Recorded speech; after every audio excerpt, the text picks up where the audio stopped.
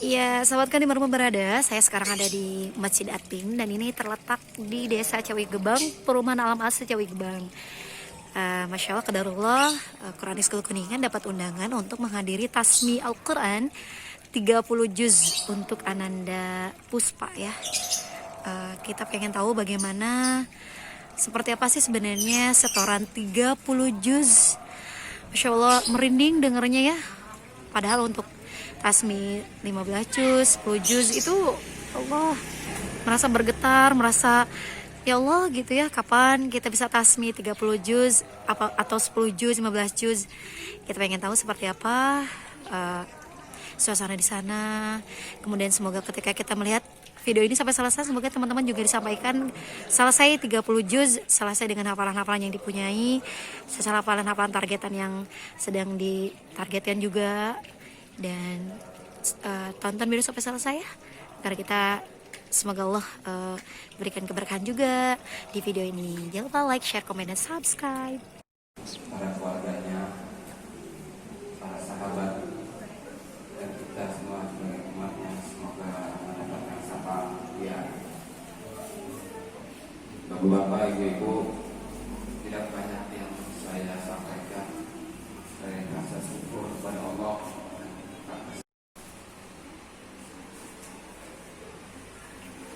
Dan campur tangan Allah tidak ada mungkin, semua karena ridha Allah. Saya berpesan kepada anak saya Puspa, ini bukan akhir dari segalanya, tapi ini awal dari segalanya. Dimana kedepannya dia harus menjaga apa yang sudah dia dapat, apa yang sudah dia raih. Mendapatkannya pun tidaklah mudah, apalagi menjaganya. Saya berpesan kepada Ananda Puspa, semoga tetap istiqomah. Dan saya berpesan juga kepada anak saya, adiknya Puspa, Arul, semoga dia juga tetap istiqomah.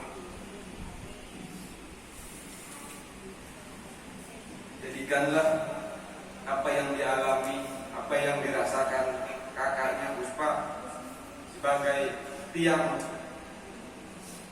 sebagai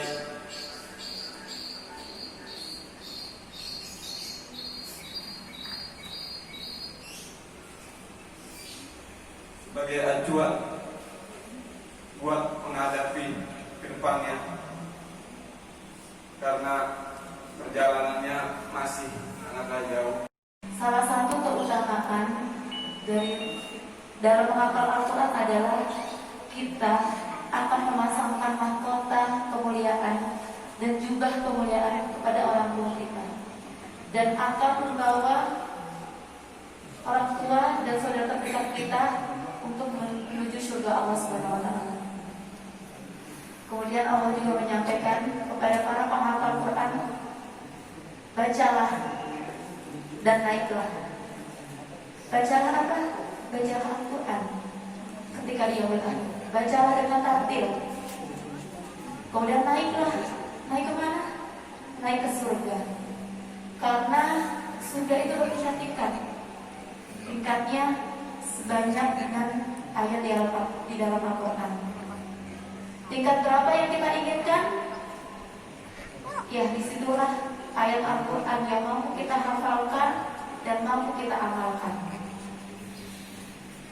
Dan bukan hanya sekedar menghafal setelah selesai setoran kemudian sudah, bukan. Tetapi adalah ayat yang mampu dihafalkan, yang mampu dijaga dan mampu diamalkan. Untuk santri-santri RI dan siapapun yang belajar Al-Quran, ketika sudah selesai menonton 30 juz, itu bukan sebuah akhir perjuangan dalam menghafal Al-Quran, tapi adalah awal perjuangan. Seperti tadi disampaikan oleh ayahnya Puspa bahwa untuk menghafal itu tidak mudah. Kenapa tidak mudah? Karena Al-Quran itu adalah kalam Allah. Selain cinta dari Allah, suatu yang suci tidak akan masuk kepada hamba-hambanya yang hatinya kotor.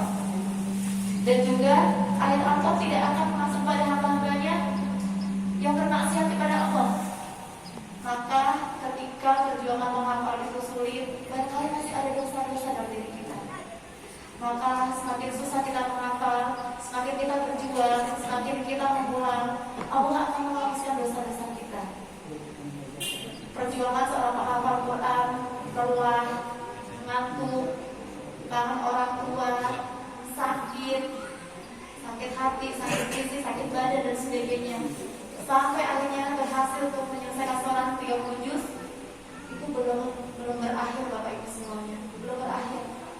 Masih ada perjuangan besar, yaitu untuk menjaga hafalan yang telah Allah karuniakan kepada kita. Karena bentuk syukur seorang penghafal Al-Quran adalah menjaga hafalan yang telah Allah berikan. Senantiasa diulang-ulang hafalannya, senantiasa mensiarkan atau mengajak kita semua untuk bisa menyatukan daripada berbagai elemen kata Maman. Barangkali kita juga di sini menyambut ceramah-ceramah atau tausiah, terutama yang Jumatan juga di sini kan diselenggarakan. Mudah-mudahan bapak-bapak bisa meluangkan waktu, mengagendakan, bisa mengisi pengajian.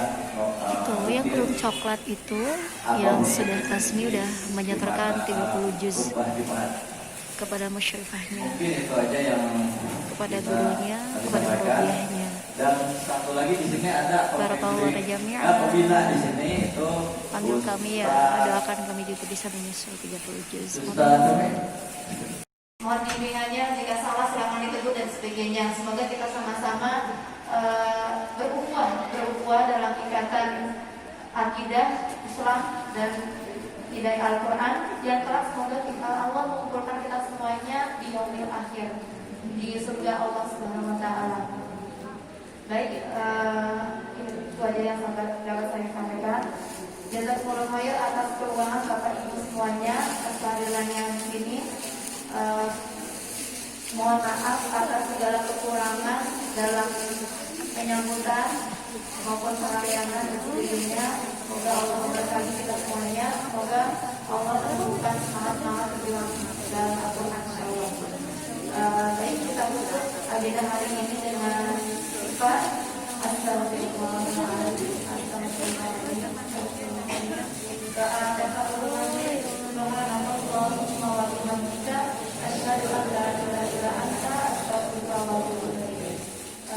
saya pribadi sebagai pembawa acara, mohon maaf besar-besarnya atas segala kekurangan atau salah kata maupun tidak. Bila kita beri hidayah, wassalamualaikum warahmatullahi wabarakatuh.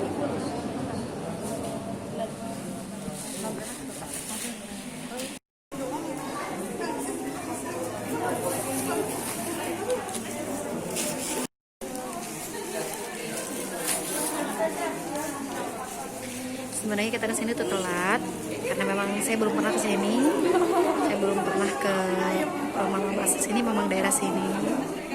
Tapi alhamdulillah masih memberikan saya kesempatan untuk bisa mengambil hikmah, inspirasi, motivasi, dan Allah masih menyentuh hati saya untuk bisa kembali bisa kembali sibuk dengan Al-Quran. Karena kita tidak tahu siapa yang akan menjadi inspirasi kita dalam hidup kita. Siapa sih yang Allah lewatkan, yang Allah berikan untuk menyentuh hati kita, hidayah kita. Ternyata di sini juga salah satunya. Ini yang coklat yang tadi yang pertama. Nah, kita akan coba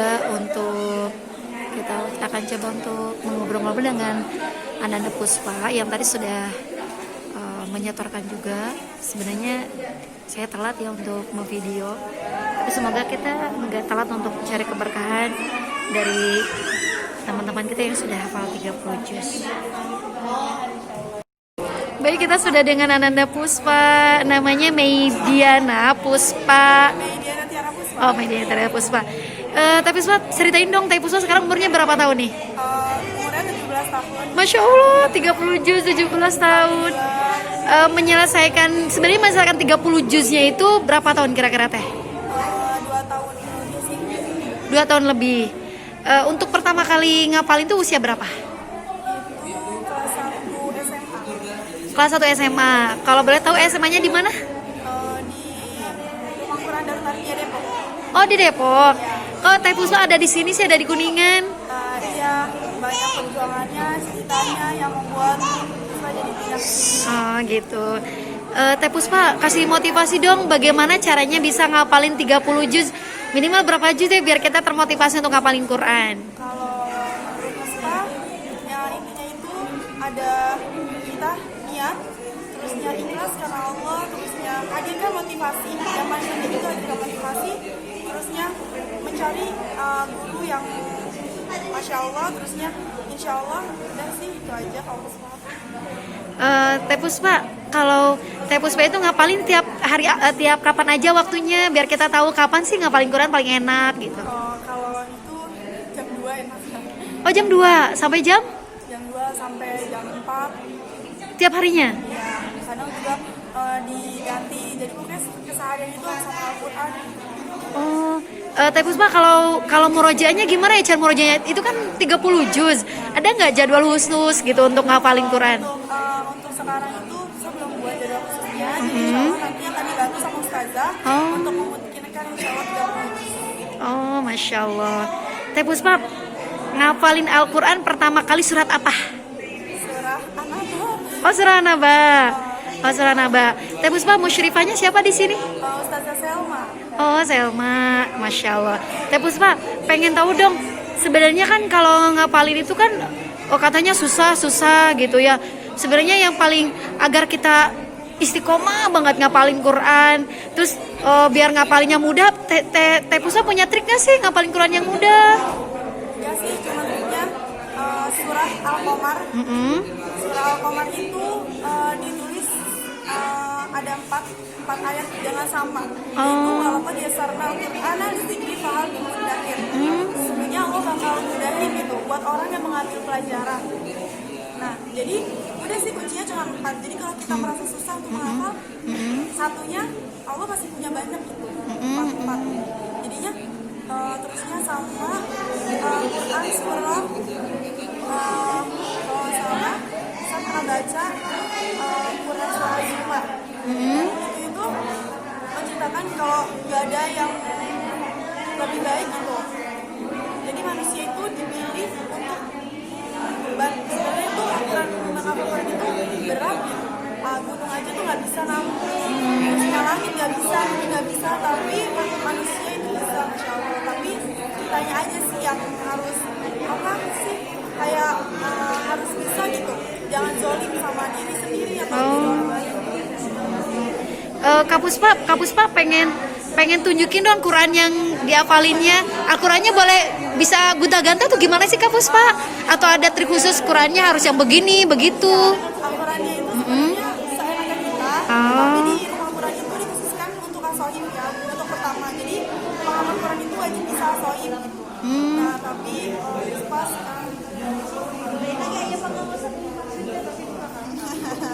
Ya Allah. abadi. Ini dari pertama kali ngapalin nggak Kak Puspa? Dari juz 30 sampai juz 28 di Al-Quran As-Saifiyah kecil. Sisanya di sini. Coba dibuka kayak gimana? Oh begitu. Masya Allah ya. Ini benar-benar jadi ini banget ya. Jadi pembantu Teh Puspa nanti di Yaumil Akhir. Teh Puspa seneng banget kalau kita deket-deket Teh Puspa ya. Itu ya Kak Puspa, makasih banyak ya motivasinya, dan semoga teman-teman terinspirasi, teman-teman dapat semangat dari Teh Puspa yang udah ngapalin. Masa sih ini saya yang masih muda 12 tahun ya, saya masih 10 tahun loh. Ngutangnya banyak. Masa kalah sama Teh Puspa yang umurnya sekarang 17-nya kapan sih sebenarnya? Udah kemarin. Masya Allah. Teh Puspa, barakallahu lana jamiannya buat keluarganya, buat Teh Puspa, masih banyak sudah bergabung bersama Quranis School Kuningan. Yang kangen sama Teh Puspa jangan lupa like, share, komen, dan subscribe. Iya, jangan lupa komen, like, dan subscribe ya Teh Puspa ya, biar dapat berkah Teh Puspa. Makasih banyak Teh Puspa. Oke sahabat Quran dimanapun berada, saya ternyata ketemu dengan mamanya Puspa. Masya Allah, ini mama Puspa bener-bener udah dijamin nih, ya Allah, iri banget sama mamanya Puspa ya. Minimal kalau kita nggak punya mahkota di dunia, tapi Allah sudah siapkan mahkota nanti di sana ya. Ini dengan mama Puspa, doanya apa dong biar kok bisa punya anak Hafiz Quran tuh gimana doanya Bunda? Tips-tipsnya dong Bunda. Doanya nggak macam-macam. Iya. Menjadi yang lebih baik dari nggak ada yang sempurna selain Allah gitu. Cuma saya berdoa selalu semoga anak saya bisa kalau ditinggal sama saya sama suami saya, dia bisa berdiri sendiri, bisa membantu kakak adiknya, insya Allah buat masyarakat, buat agamanya. Masya Allah. Ada trik khusus nggak? Barangkali kan biasanya kalau ada trik-trik katanya kalau yang namanya Hafiz Quran tuh punya anak tuh dari bayi harus didoain atau didengarin Al-Quran terus. Bunda punya triknya nggak nih? Saya kasih tahu ya Kak. Ya Saya alhamdulillah. ini dari keluarga yang dibilang biasa, nggak bisa mendalami Al-Quran, belum paham begitu banyak apa arti ininya. Tapi saya berusaha, ya kan. Waktu saya sempat ketemu sama Ustazah Titi, saya masuk ke Erki di Depok, saya bilang kan, ini saya cuma minta tolong. Kalau misalnya minta Ustazah Titi, kalau emang itu karena dari hati, ini ikhlas, insya Allah berhasil. Masya Allah. Saya semakin yakin gitu. Iya. Banyak orang bilang anak yang mau, yang kalau pintar itu yang bisa hafal Quran itu hanya keturunan kiai. Oh, iya, Saya iya. berdiri di sini dengan tegap, ya kan, saya bangga semua karena Allah. Iya, iya, iya. Masya Allah, Masya Allah. Ya kan, saya meyakinkan kalau Allah itu, dibilang kata orang itu yang jadi hafiz yang bisa pintar itu cuma dari kalangan kiai, keturunan kiai. Ini nyatanya saya, Puspa, yang cuma dari keluarga biasa, Puspa yang dari orang tuanya malah dibimbing sama dia gitu, bisa jadi seperti ini. Alhamdulillah, semua berkat Allah dan juga ustazahnya. Ya Ustazahnya kasih motivasi dong biar bisa hafal 30 juz juga kayak Puspa. Gimana motivasinya Ustazah? Insya Allah ya, bismillahirrahmanirrahim. Saya kebetulan memang dari salah satu pengurus Rumah Al-Quran Darut Tarbiyah di bawah Yayasan Sahabat Rumah Al-Quran Darut Tarbiyah.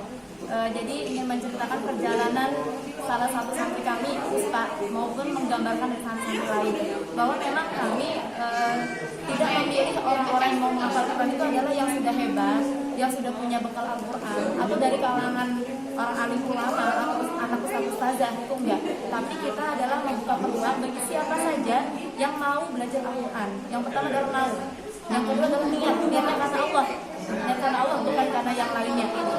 Jadi meskipun kita kan ada wawancara ya, ketika dia sudah punya bekal berapa juz, tapi kalau misalnya kita wawancara terlihat niatnya selain karena Allah, kami tidak mau memilihnya. Tapi ketika dia bacanya masih terbata-bata, bahkan mungkin huruf masih terbolak-balik, itu masih ada, kami terima gitu. Yang penting dia ada kemauan besar, karena ketika dia ada kemauan besar, kemudian niat karena Allah, Allah akan memberikan jalan. Kemudian untuk orang tua, mungkin banyak orang yang menyampaikan bahwa untuk menghasilkan anak yang solihah itu dihasilkan oleh orang tua yang solihah juga, dipersiapkan dari awal dan sebagainya. Tetapi terkadang kita kan tidak bisa menyalahi takdir gitu. Takdir setiap orang berbeda. Ada yang sudah terlahir dari keluarga yang solihah, ada yang mungkin dari keluarga yang biasa saja, atau bahkan orang yang amah gitu. Mungkin ada yang baca Quran tidak bisa gitu. Tapi ketika orang tua melihat ingin anaknya bisa belajar Al-Quran, memperbaiki kualitas orang tuanya dengan ridho, dengan keikhlasannya, insya Allah akan memberikan kemudahan bagi anak-anaknya. Jadi kami selalu meminta kepada orang tua, Umi, Abi, tolong ridhoi putra putri Umi Abi sekalian. Ketika di sini anak putrinya nangis, putra putrinya di sini mengeluh, kelaparan misalnya, tidak betah misalnya, sakit misalnya, dimarahin ustazah misalnya, tolong ridhoi. Karena ketika orang tua ridho, maka Allah berikan kemudahan. Tentu kan kita tahu ya bahwa ridho Allah ada pada ridho orang tuanya. Ketika orang tua ridho, anak kami bimbing, insya Allah Allah berikan kemudahan. Karena pengalaman kami ada yang misalnya nih orang tua banyak ngeluhnya atau berat dan sebagainya gitu. Ketika anak awalnya rajin bermasalah, kami perbaiki susah karena memang dari orang tuanya itu masih berat gitu. Tapi kalau anak yang masih dari nol sekalipun, ketika anaknya mau belajar dengan ikhlas, orang tuanya ridho, Allah berikan kemudahan. Semoga itu memotivasi untuk kita semuanya. Memang ya untuk menjadi apa adalah orang-orang yang terpilih, tapi kita bisa berjuang memantaskan diri untuk menjadi orang-orang pilihan Allah SWT. Masya Allah. Semangat untuk kita semuanya. Amin, amin, amin. Bunda, gimana rasanya anaknya sudah hafal 30 juz? Rasanya gimana dong Bunda? Tidak bisa tergambarkan, tidak bisa diucapkan dengan kata-kata. Cuma Allah SWT, ya kan, karena kalau bukan dari beliau tidak mungkin bisa terjadi seperti ini gitu. Jadi cuma hanya doa satu yang saya ingin minta dikabul sama Allah, mudah-mudahan adiknya bisa menyusul seperti kakaknya. Ini jadi anak pertama yang sudah hafal 30 juz. Anak kedua, Yang hafal 30 juz? Yang hafiz, yang hafiz. yang hafiznya insya Allah Nyusul adiknya. Oh ini. Iwan. Jadi ini kan Puspa itu anak yang kedua. Tapi yang pertama menghafal selesai 30 juz itu yang pertama Puspa gitu. Dan insya Allah adiknya Semoga menyusul ya. akan menyusul. Oh iya. Karena adiknya juga di rumah Quran juga di Ikhwannya gitu. Oh adiknya Ikhwan. Iya. Oh iya. Jadi Kalau banyak tabungannya Ibu. Aduh, Masya Allah Bunda, banyak hartanya ya. Kalau Puspa tuh setorannya tuh jam berapa aja? Kalau dia kan memang program SMP SMA ya, SMA lebih tepatnya dia masuk rumah Quran itu program SMA. Jadi memang kita sudah membiasakan dari tahajud. Tahajud jam 3:45 anak-anak itu sudah mulai dibangunkan, aktivitas tahajud, kemudian belajar Al-Quran, kemudian paginya zikir ma'surat, tilawah, kemudian menghafal, setoran, kemudian murojaah, kemudian murojaahnya pun ada pasangan, ada sama teman dan sebagainya. Dan pokoknya kita selingi dengan ibadah-ibadah untuk penguatan. Jadi hampir 24 jam itu diisi memang untuk ibadah seperti itu. Kemudian semakin kesini di Takosus yang lebih banyak lagi programnya fokus ke Quran. Kalau kemarin di SMP SMA dia masih ada tambahan bahasa Arab untuk fikih, dan karena memang usia SMP SMA yang memang perlu selingan ya biar nggak bosan, jadi banyak program. Tapi ketika dipindah di program Takosus fokus ke Quran. Terima kasih banyak Bunda Ustazah atas inspirasinya, motivasinya, semangatnya. Semoga sehat selalu. Semoga berkah Quran selalu menyertai, dan semoga kita bertemu lagi di surganya nanti. Ajak kami ya Bunda ya Ustazah.